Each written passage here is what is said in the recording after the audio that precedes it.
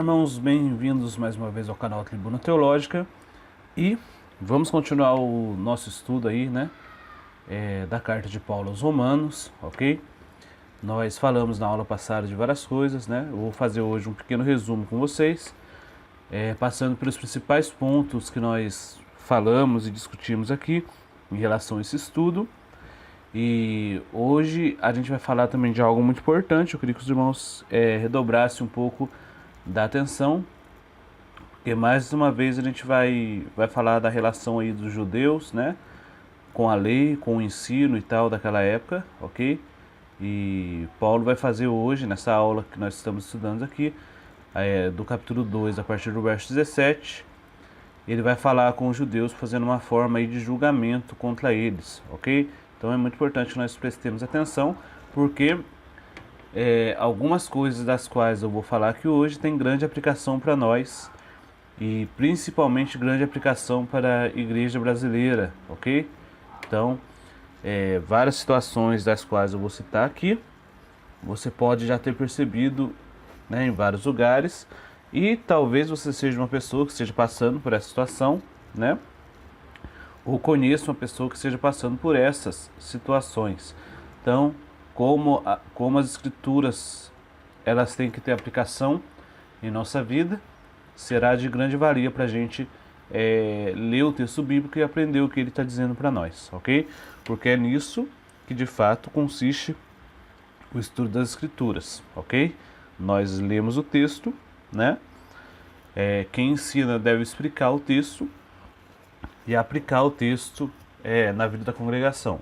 É isso que a gente chama de pregação expositiva, né? Você lê o texto, não é verdade? Explica o texto, vai explicar o que o texto está dizendo e vai aplicar o texto na vida da congregação. Como os irmãos sabem, esse estudo ele foi realizado na nossa igreja, na Igreja Evangélica Tanque de Betesda, aqui em Guaratinguetá, né? A gente chama de ETB, para ficar mais fácil, né? Eles foram realizados ali, a gente ficou, se eu não me engano, mais de 2 anos estudando esse estudo, essa carta, né? E o que a gente fez? A gente resolveu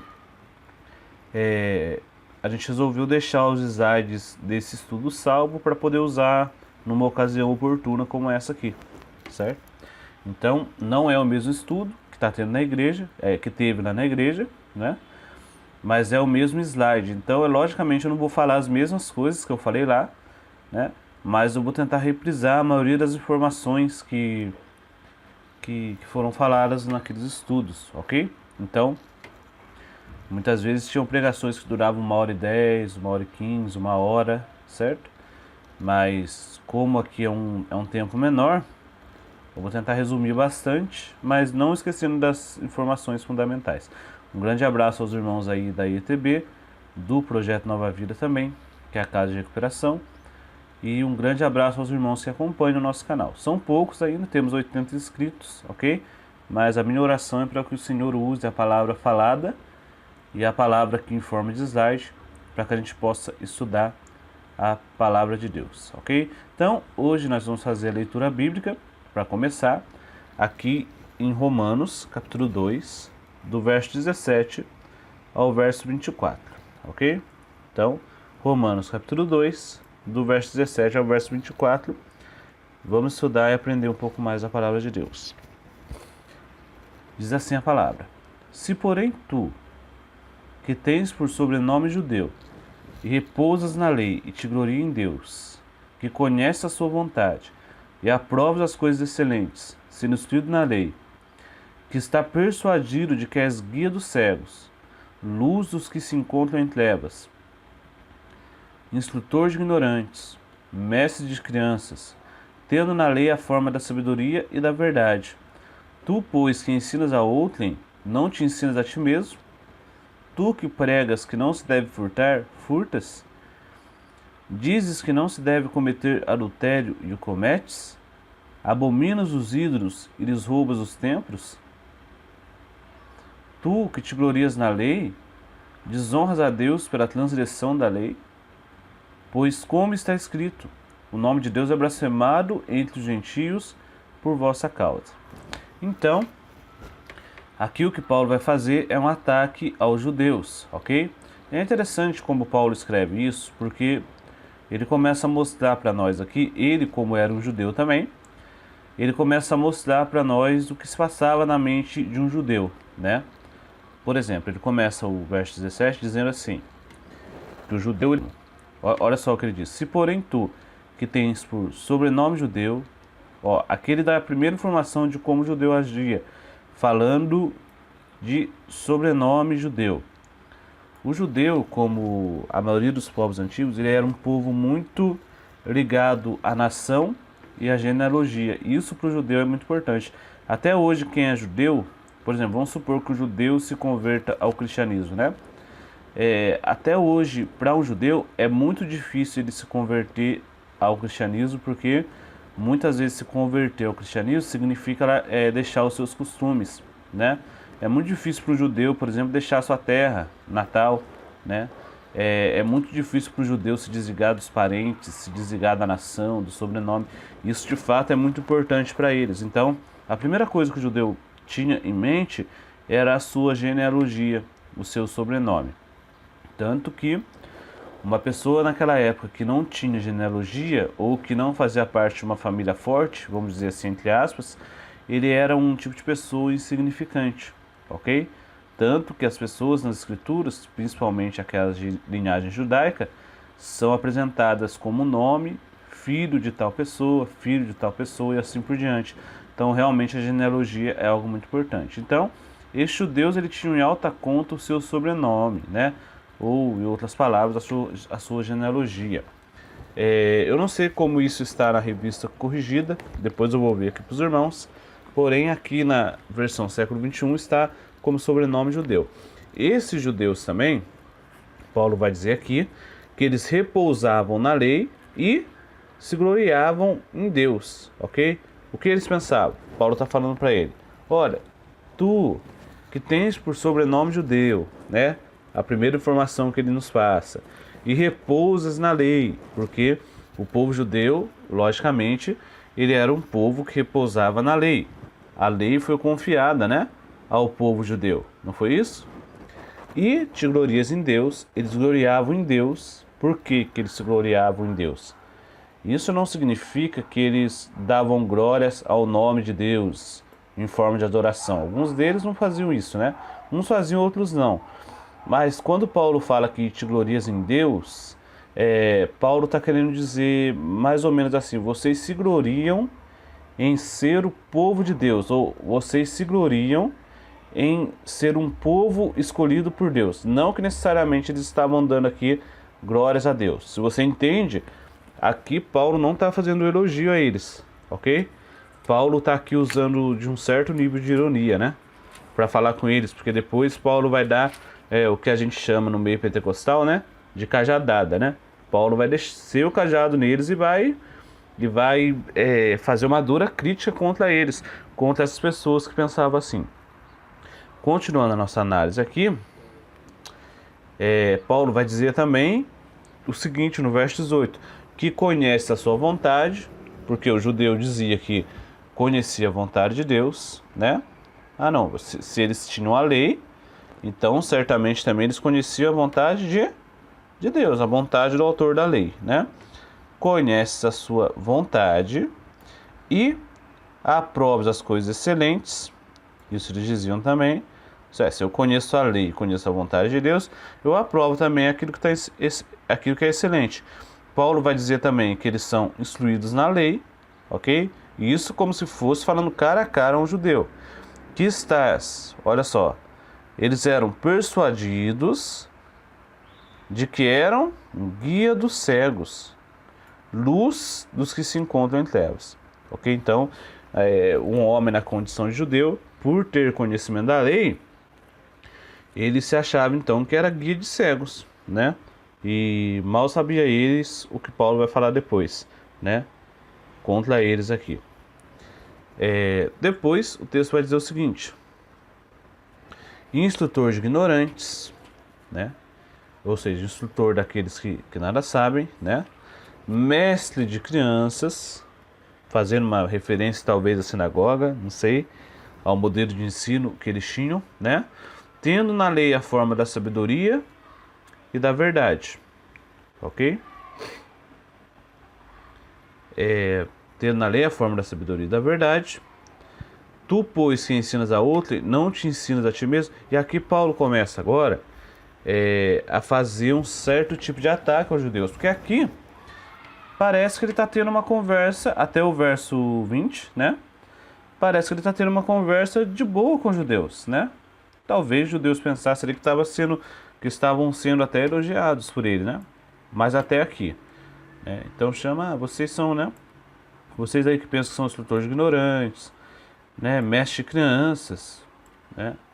Que tem na lei a forma da sabedoria e da verdade. Talvez, ao chegar aqui, os judeus, ao ler essa carta, tivesse até pensando que Paulo estava elogiando, que ia falar coisas boas.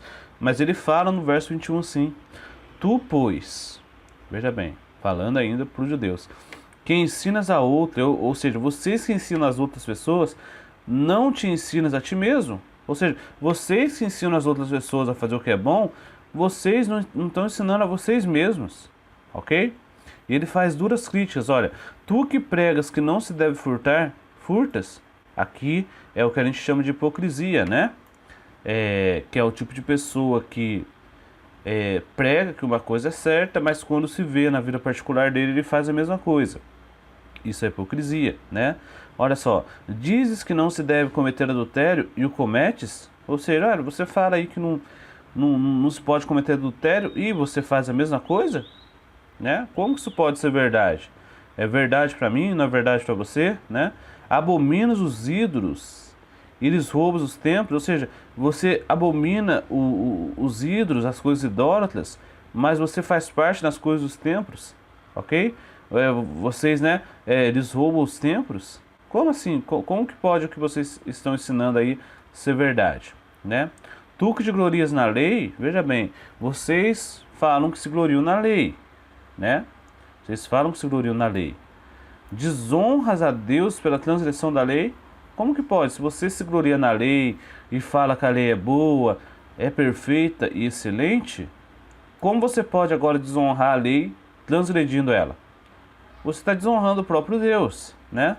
Pois como está escrito, olha só o que está escrito: o nome de Deus é blasfemado entre os gentios por vossa causa. Esse texto está escrito, eu vou mostrar para os irmãos onde está escrito depois, daqui a pouco. Bom, são esses versos aqui. E aqui então não é um tipo de conselho que Paulo está dando, não é nem um conselho. Paulo está usando mesmo aqui de um certo tipo de ironia. Se eu posso dizer isso, ele está usando até um certo tipo de sarcasmo, né? Porque ele começa, parece que falando bem dos judeus, parece que ele vai entrar numa conversa boa, né? Uns elogios e tal, e não é isso que acontece não. Porque o que ele faz realmente é dar uma grande lição aí aos judeus, ok? Só fazendo um resumo rápido do que a gente aprendeu até hoje, né? Até hoje não, porque é a partir do verso 18, né? Veja bem, só para reprisar, meus irmãos amados. Em Romanos, capítulo 1, do verso 18 ao 32, Paulo vai nos ensinar que os gentios que tiveram a revelação natural ou revelação geral, de qualquer forma que você quiser usar, e a desprezaram, entregando-se à idolatria e à imoralidade, não escaparão do juízo divino. Ou seja, o juízo de Deus é justo sobre essas pessoas, né? Que olharam a revelação geral e rejeitaram. Na aula passada nós aprendemos que nós seremos julgados pelo tanto de luz que recebemos, tá? Romanos 2, do capítulo 1 ao 16, fala que os moralistas, né, tanto judeus como gentios, que julgam e condenam os outros, mas vivem de forma inconsistente, são igualmente culpados, né? Então, e ele vai continuar com esse pensamento aqui no verso 17 agora, né? Agora ele vai pregar contra os judeus presunçosos, né? Aquelas pessoas que têm presunção. O que é ser presunçoso? É pensar de você mesmo além do que convém, né? Então Paulo, ele vai pregar contra os judeus que se julgavam melhores do que os outros homens pelo fato de terem a lei e a circuncisão. O judeu, ele pensava assim: eu tenho a lei, eu tenho a circuncisão, então eu sou melhor que o gentio, né? Ou seja, se eu tenho a lei e a circuncisão, eu sou melhor que você, né? E Paulo vem aqui para tentar corrigi-los. E nós vemos aqui que nesse quesito aí de judeus e gentios, nós descobrimos através desse texto que o judeu, lá, principalmente lá na época de Paulo, ele tinha uma falsa confiança na lei, ok? Muitos deles conheciam a lei, eram homens estudados na lei, cresceram na lei, ok? Mas não prestaram atenção para o que a lei estava apontando, para Cristo, ok? Muitos ali não criam no Messias, mas ainda esperavam um Messias que ia de vir. Jesus já tinha vindo, né? Jesus já tinha ali encarnado, né? Ali pelo poder do Espírito, né? Tinha nascido, ensinou na sinagoga deles, né? Mas eles não deram atenção, até mesmo rejeitando depois o Messias. Eles rejeitaram o Messias, mas eles não rejeitaram a lei, ainda criam na lei. Porém, esse crer na lei, ele começou depois a se tornar numa falsa confiança, ok?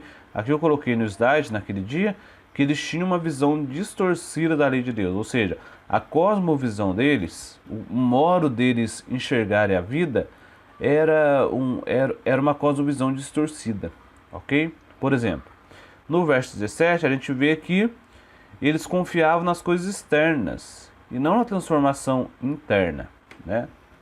E, irmãos, cá para nós, muitas vezes nós não somos assim. Muitas vezes na nossa vida espiritual, na nossa busca por Deus e tal, nós confiamos mais nas coisas externas e não na transformação interna, não é verdade? Por exemplo, na nossa cultura, na cultura do nosso Brasil, e aqui eu quero fazer uma aplicação, muitas vezes a pessoa que é crente, né? Ela é crente por quê? Porque ela anda de terno, Bíblia no braço, né? E diz que é crente, né? Não estou dizendo que pessoas que andam assim não são crentes, mas a vida cristã não é demonstrada dessa forma, né? Nunca foi assim, que nem os judeus, né? Os judeus, eles falavam, eu repouso na lei, né? Eu me glorio em Deus, eu tenho por sobrenome judeu, eu sou judeu, faço parte da nação, faço parte do povo de Deus. Mas interiormente, isso não dizia nada para eles, né? Eles eram homens que se vestiam bem, né?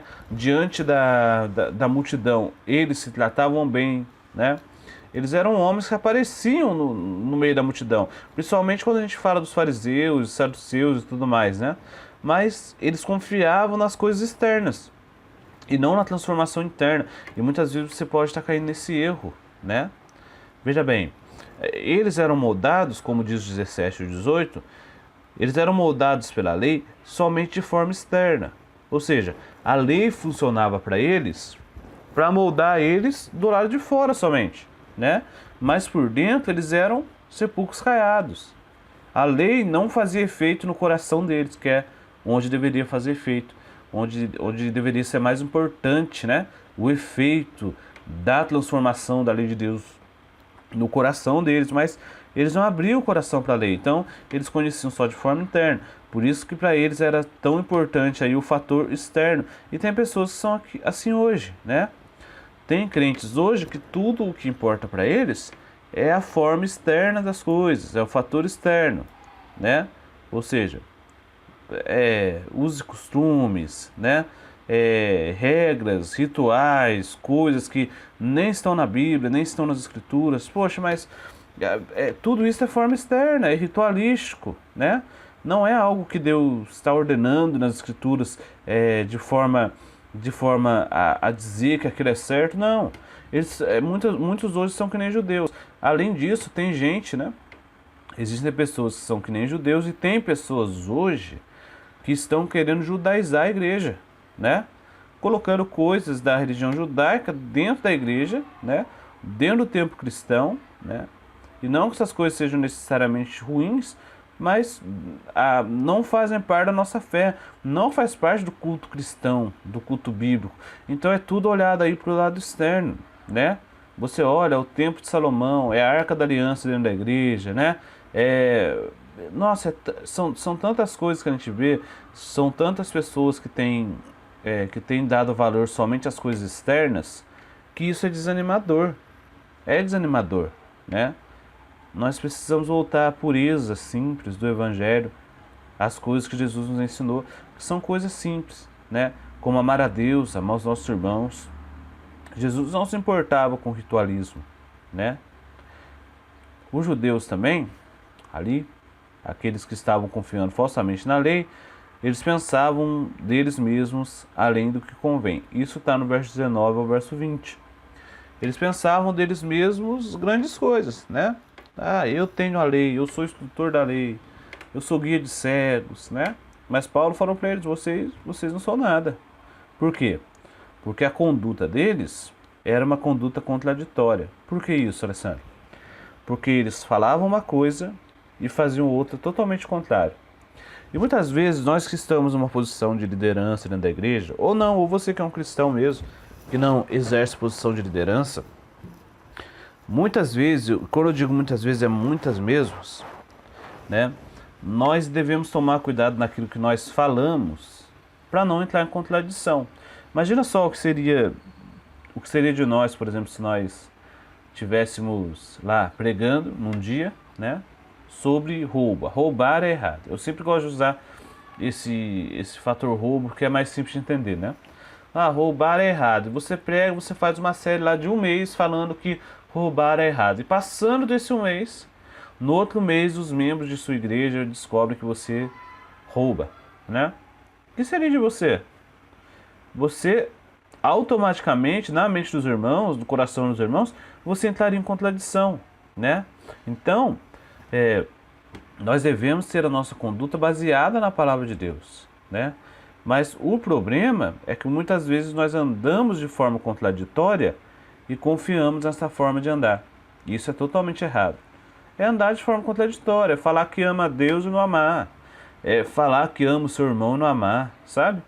É falar que tem a vida voltada para Deus e não ter de maneira nenhuma, certo? Isso é errado, é um estilo de vida que é contraditório, totalmente contraditório, né? Os judeus eram assim, ok? Veja bem, o que tornava a conduta dos judeus contraditória? Primeira coisa, está lá no verso 21. O processo de aprendizado e ensino deles estava falido, completamente falido, né? Era já ali uma grande falha, né? Eles, veja bem, o papel de um judeu, principalmente o papel de um líder, era ser luz para as pessoas que não conheciam a Deus, ok? Eles deviam ensinar. Por exemplo, o papel da nação de Israel era ser luz para as outras nações. Luz, às vezes, ser instrumento de vingança de Deus sobre as outras nações, ok? E o papel dos líderes judeus era aprender da palavra de Deus para poder ensinar. Mas o processo aqui estava falido, por quê? Porque aqueles judeus, eles ensinavam as outras pessoas a fazer o que é certo e faziam as coisas erradas. Ou seja, eles ensinavam a coisa certa, mas não eram bons modelos, né? Eles tinham aqui uma honestidade apenas de fachada, né? E isso está ainda no verso 21. Porque diz assim, tu que pregas que não deves furtar, furtas? Ou seja, que honestidade é essa? Que vocês pregam, né? Vocês falam aí que não se deve furtar e tudo mais, e vocês furtam. Isso não é honestidade, isso é honestidade de fachada, porque vocês ensinam algo que é bom, mas vocês mesmos não cumprem, né? A pureza moral deles era apenas aparência.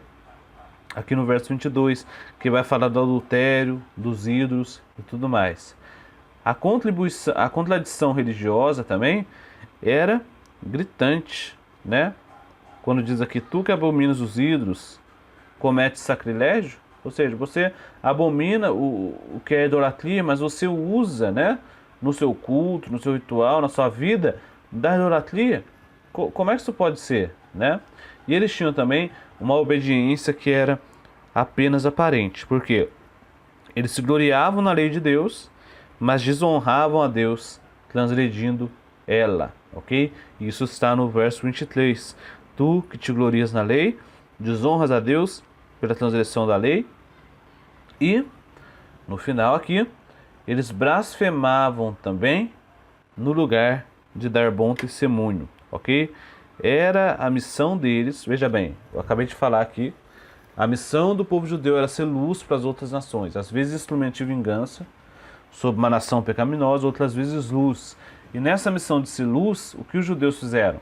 Eles blasfemaram no lugar de ser luz, ok? Diz o verso 24 assim, Porque, como está escrito, o nome de Deus é blasfemado entre os gentios por causa de vós. Veja bem, nos tempos de Paulo, os judeus eram rodeados de gentios, né? E o nome de Deus estava sendo blasfemado por causa do erro destes judeus. Ok? Veja bem, para a gente terminar, quero falar mais um pouco aqui sobre a missão destes judeus. Qual era a missão principal deles? Ser luz, né? Ser luz como? Através do conhecer, viver e ensinar a lei. Era isso que eles deviam fazer. Eles deviam conhecer a Deus, conhecer a lei, né? Viver da forma de Deus e ensinar essas coisas aos outros povos, né? Olha só o que diz aqui em Esdras 7:10. Pois Esdras tinha decidido dedicar-se a estudar a lei do Senhor e a praticá-la. Duas coisas que Esdras fez. E o que ele fez depois disso? E a ensinar os seus decretos e mandamentos aos israelitas. Isso aqui, falando de um judeu só, Esdras, né? Que logicamente foi copiado por muitos, mas essa não era a missão só de Esdras, mas sim de toda a nação de Israel. Por várias vezes em Deuteronômio, Êxodo, você vê Deus falando, por exemplo, que os pais deveriam falar da lei para os filhos, né?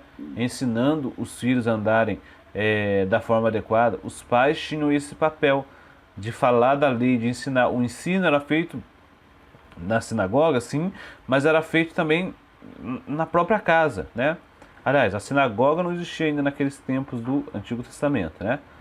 Que existiam essas leis. Mas o ensino era feito na casa. Os pais eram responsáveis pelo ensino, né? Pais e mães eram responsáveis pelo ensino, né? Também existia um ensino formal naquela época, mas o ponto principal é que Deus tinha mandado as famílias ensinarem a lei, eles ensinarem entre eles, né? Então eles liam a lei, ensinavam a lei, entre outras coisas. Só que os judeus eles falharam nessa missão. Como diz o autor Geoffrey Wilson, em vez de construírem pontes, cavaram abismos. Ele diz isso aqui falando dos judeus, né? A missão deles era construir pontes entre os povos, né?